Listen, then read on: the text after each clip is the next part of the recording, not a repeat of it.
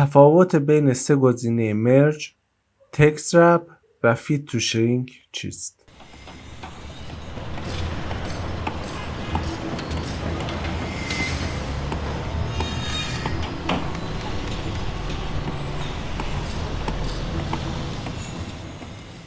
سلام، من نعمت‌زاده هستم و اینجا سیویل آرته. توی این جلسه میخوام تفاوت بین سه تا گزینه مرج، تکست رپ و فیت تو شرینک رو به شما نشون بدیم. برای مثال من اینجا یه چیزی اینجا می‌نویسم که بزرگتر از اون سلول باشه، اینجا همینطور، اینجا همینطور. میخوام این سه تا گزینه رو با هم دیگه مقایسه کنیم. اولینو ما کلیک راست میکنیم، گزینه فرمت سل، تب نامبر که تموم شد. الان میخوام تب الاینمنت رو به شما نشون بدم. تو تب الاینمنت اگه بریم میبینی این سه تا گزینه است، همین سه تا گزینه که ما اینجا داریم مقایسه میکنیم.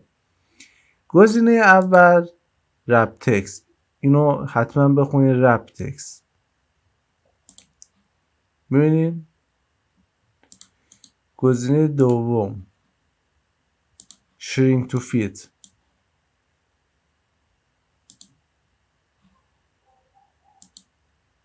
گزینه سوم، تو گزینه سوم اینو باید با کنارش بگیریم، گزینه سوم مرسل. خب فکر کنم اینجا قشنگ قابل مشاهده هست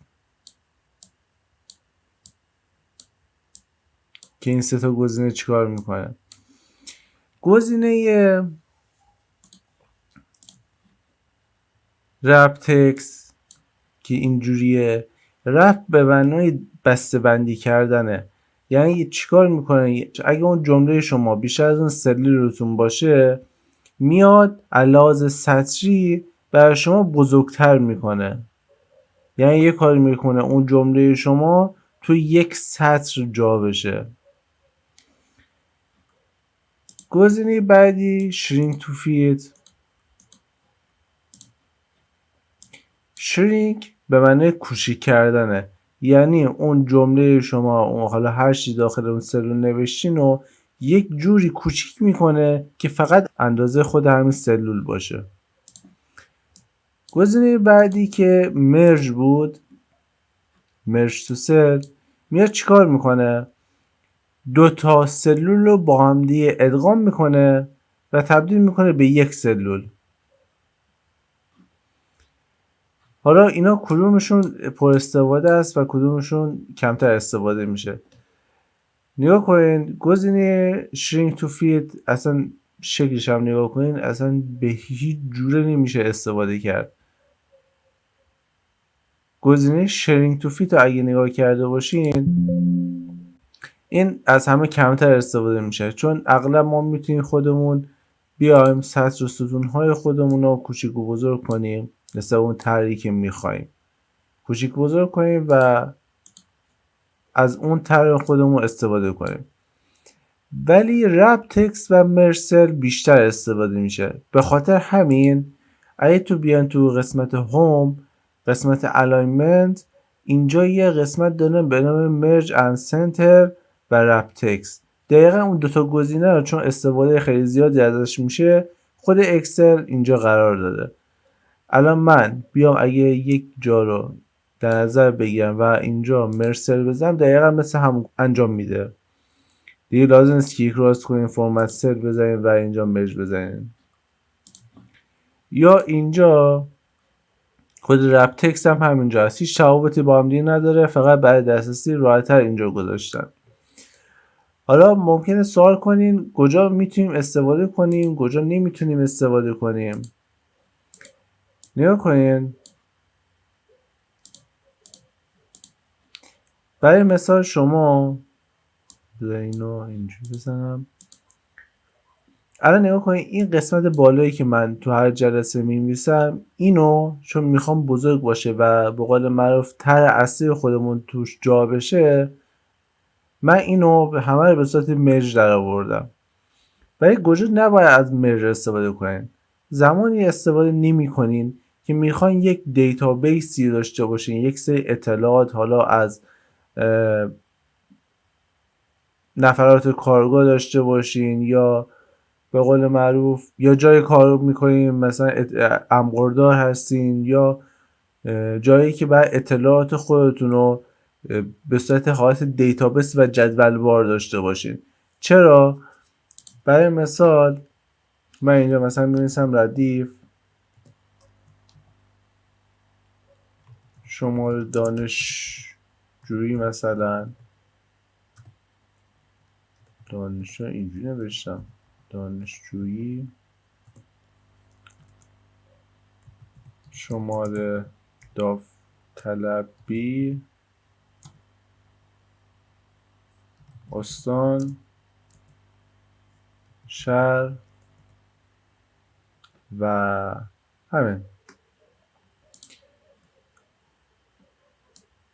اگه نگاه کرده باشین شماره دانشجویی و شماره داوطلبی بزرگتر از اون خود سلول شده. دو تا راه داریم، یا میتونیم بیایم اینجا و مقدار خود سلول رو بیشتر کنیم، یا نه بیایم اینجا از رپ تکست استفاده کنیم و اینو اینجوری نشون بدیم. حالا ما میتونیم وسط چی نشون بکنیم. دقیقا اینم به همین صورته، رپ تکست وسط چی.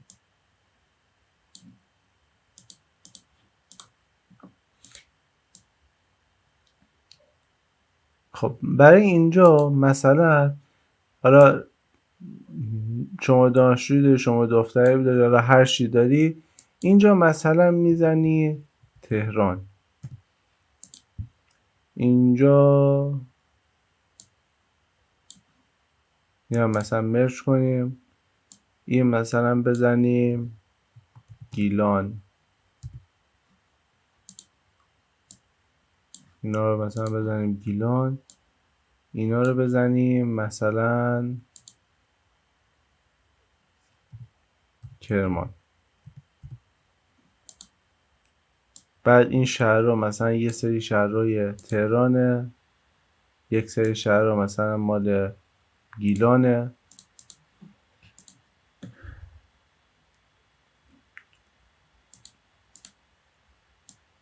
یک سری شهرها مثلا مال کرمانه، حالا نوعای مختلف. حالا این جدول به صورت همینجوری من کشیدم. زمانی که شما دارین این اطلاعات رو دارین وارد میکنین، درسته به چشم قشنگ در میاد، ولی موقع فیلتر کردن اینا رو قشنگ سورت شده به شما نشون نمیده. حالا اینو خارج از این بحث رپ و مرج و فیت و شرینک یه چیزی به شما بگم. اگه مثلا یک قسمت رو نگه داریم و مثلا کنترل تی رو بذاریم و یک تیبلی برای شما بکشه، این تیبل ها حالا رنگ‌های مختلف میتونیم بهش بدیم. این تیبل ها هیچ کدومشون قابل مرج شدن نیست. اگه بیان تو تب ها میبینیم هیچ کدوم مرج نمیشه. چرا؟ چون این یک تیبل استاندارد برای ایجاد یک دیتابیس مناسبه. بخاطر اینا هیچ کدوم قابل مرج شدن نیست.